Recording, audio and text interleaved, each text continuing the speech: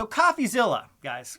Coffeezilla's not doing too good right now. Coffeezilla got scammed by his own insurance company, which is about 95% really sad and 5% kind of funny that Coffeezilla, the guy who exposes scams, got scammed by an insurance company. And I'm not trying to be mean here. He even says that in his own video. It's a little ironic at this point. So we're going to go ahead and cover this because I'm someone who's talked about this in the past.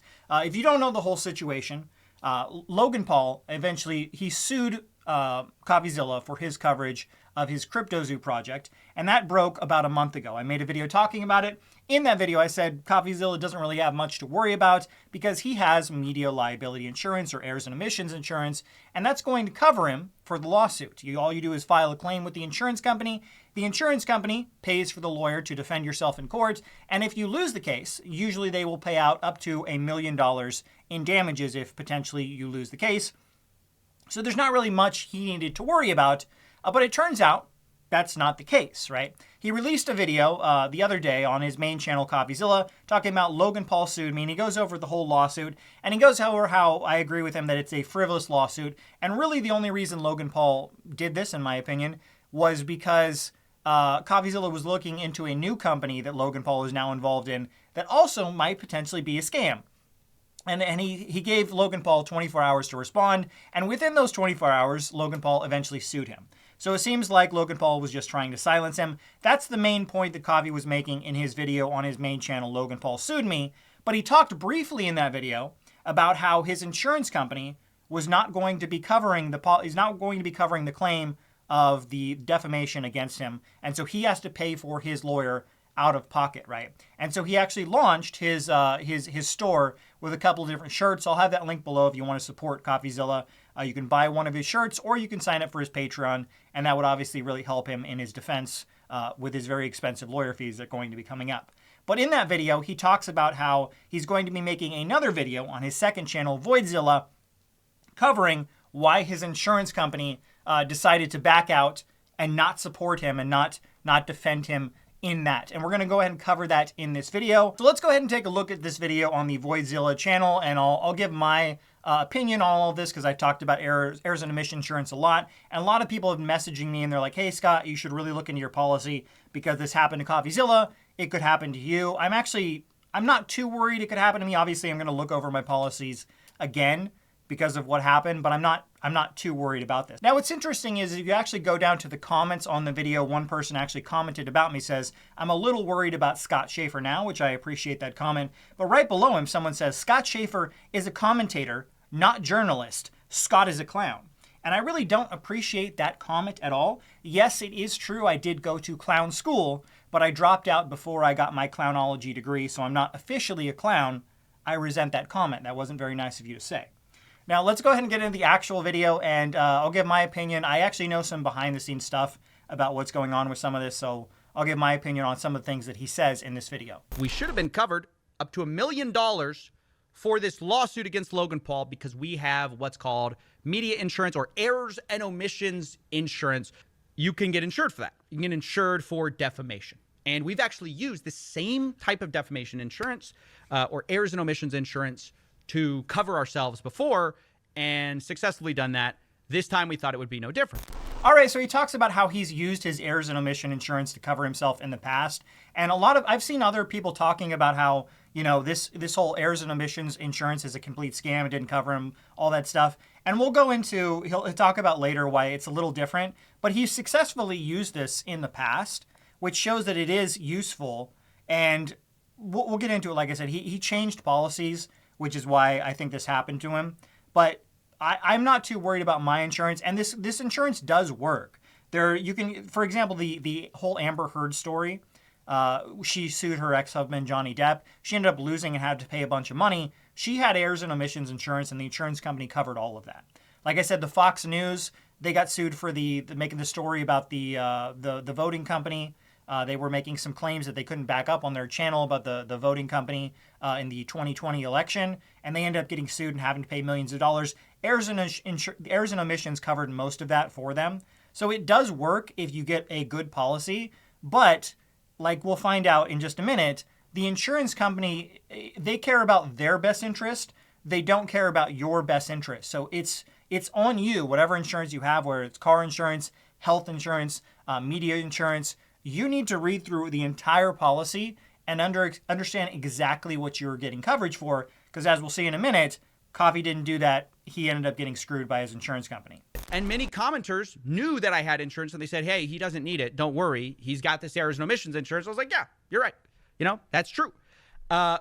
Except then I called my insurance company to put in a claim. I'm like, yo, knock, knock. We've been paying you thousands of dollars a year. Why not time for you to pay up?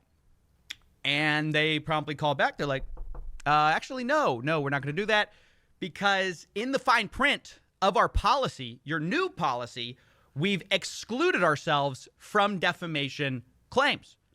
So I was confused. I was like, wait, but the whole reason I got this was defamation. Okay, so I gotta touch on two things that he said there. He talked about how he's paying thousands of dollars a year for this insurance policy. The reason that he's paying so much money is because he's had to use the policy. He's had to file claims in the past. He talks about how he filed claims, and how insurance works is if you file claims, whether it's car insurance or whatever, usually your premiums will go up. And because he has such a massive channel as well, he's filed claims, has a giant channel, so he has to pay thousands of dollars a year for this insurance. My insurance, I've never had to file a claim, believe it or not. I've received several threatening emails, but I've never actually gotten a cease and desist. So I've never had to file a claim with my insurance company. Because of that, I actually have two policies because I'm kind of paranoid. And both policies are less than $100 a month. I think one is like $45 a month, and the other one is like $60 or $70 a month. So that's why he has to pay so much money, because he's filed claims in the past. Most people, when you initially file for this insurance, it's not going to be thousands of dollars a year. It's just going to be hundreds of dollars a year. Initially, we had gotten a message from another YouTuber who had just been in a lawsuit. This is how we started getting into this whole thing. And they told us, look, dude, I just paid $250,000. We were small at this time. He goes, I just got paid $250,000 to fight this lawsuit. I'm in the right. It's totally frivolous. This guy knows it. You need to make sure you get this thing called errors and omissions insurance so you can be protected like I wasn't. So we were a small channel, and relatively the insurance was going to be very expensive for us. But I appreciated that, and I thought, that's really wise. If this channel continues in a certain direction, in the type of content that I want to produce, we need to have this. Okay, so Coffee doesn't say who the person was.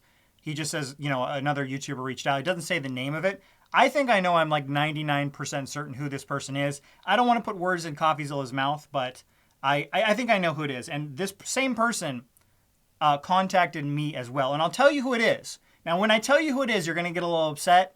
Don't get mad at me, all right? Don't get upset when I tell you who it is. But before I tell you exactly who it is, I'll tell you the story of how I got to the point of getting errors and omissions insurance. So it was November of 2022. I put out my video on established titles, which blew up. And I think it got 1 million views in just like 2 or 3 days. I don't remember exactly, but it skyrocketed in views. Got a massive amount of views in a very short period of time. Blew up my channel, right? And after I put that out, I had a bunch of other YouTubers reach out to me. One of the people that reached out to me talked about errors and omissions insurance. And at the time, I stand behind everything in that video, but I was very worried because companies can sue you for, a frivolous lawsuit, even if they know they can't win. And I was really worried about getting my balls sued off in court by established titles. I got to be completely honest with you. So I was kind of freaking out. And one person who reached out, again, don't get mad. One person who reached out was a creator known as Meet Kevin. Now, I've made a bunch of videos about Meet Kevin on this channel. Kevin and I are not friends by any means. I don't really like how he runs his channel at all. And one thing that Kevin does, and I'll give him credit, this is kind of smart on his part. One thing that he does is he will reach out to creators who make negative videos about him and try and befriend them in the hopes that they won't make more videos about him in the future. Now, that doesn't work with me. I've made videos about him since then. Coffeezilla has made videos about him since then. But I'm about 99% certain it was Meet Kevin that reached out to Coffeezilla to tell him about media liability insurance. He does this all the time. He tries to befriend people who talk negatively about him. He did that as well with another channel called Echoes from Above, small channel who only had about 10,000 subscribers at the time. Kevin went on his channel and did an interview on him. A guy who had 2 million subscribers went on his small channel. And the reason he did that was try and befriend him so that Echoes wouldn't make more videos about him in the future. Kevin, I'm still going to make videos about you if you do if you do negative things. But Kevin was the one that reached out. He actually reached out in this email. I'll read it to you. I'll show it on the screen. It says, reach out if you have any other questions. I don't really care if you say where you got the information. Post anything if you want. No secrets. I think I was on the lower end from what I'm hearing in the community. He's talking about how much money he got paid for his established titles ad run. So still, it would have added up. Anyway, from creator to creator, get media insurance. I know you model yourself after Coffeezilla. He ran into some issues and hit me up for some advice a few years ago. Biggest piece of advice was get media insurance. It's cheap and covers libel, slander, promotions, your content, etc. Ramsey and Cardone were hell to deal with, and I was without media insurance. So for that reason, I'm like 99% certain the person that Coffee is talking about in this video was Meet Kevin, because he did the same with me. Now, before we go back to the Coffeezilla, Voidzilla video, I'll give a little bit more knowledge on how, on the whole story, right? That. So after Meet Kevin contacted me, I contacted him back and he's like, hey, can you tell me the insurance company that you have so maybe I can get a policy with them? And I contacted that insurance company, and this was back in December of 2022 at this point, right before the holidays. And it took forever for them to get back to me. I was freaking out again. I was worried about getting my balls sued off in court. And so I was constantly contacting them as like, hey, can you guys finish the policy? And they're like, oh yeah, we send it to the underwriter. It'll probably be a day or two. And I'm like, is it done? I want to sign up so I can get some coverage. And eventually after like 3 weeks, I was like sick of them just like dragging their feet and not finishing the policy. And I went out and got my own policy with a different company. And eventually I got a second policy just because I want to cover my ass. Obviously, I don't want to be in this situation. The same situation that someone like Spencer Cornelia was in, where he didn't have media insurance. He ended up paying about $300,000 in lawyer fees to cover a lawsuit that he was in. I don't ever want to be in that situation. What happened with Coffeezilla, maybe I will be in that situation.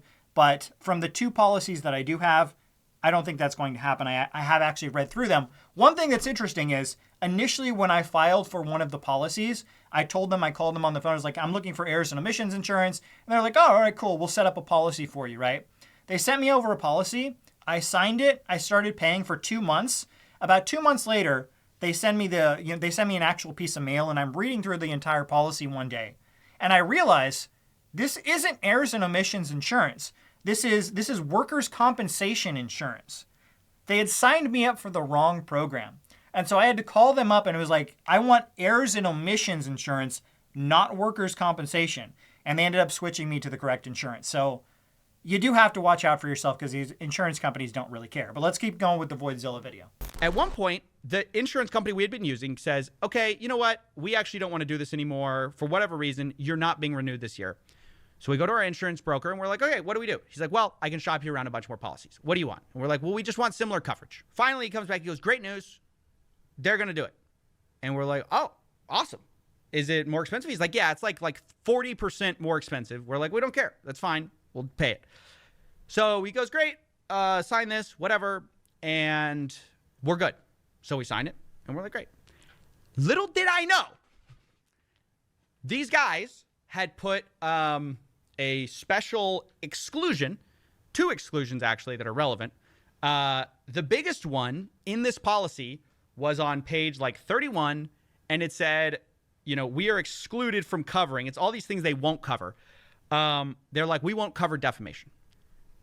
Now that's the only reason we're buying the insurance. All right, so the main issue here is that Coffeezilla, he was working with it seems like a small boutique law firm, and they knew exactly who he was. He had to switch insurance because the first company that he was working with, who seemed pretty legitimate, they thought he was too big. He was too much of a risk to insure. So he had to shop for new insurance. And this new insurance company, they knew exactly who he was. And they're like, oh, this guy makes videos. He could get sued for defamation.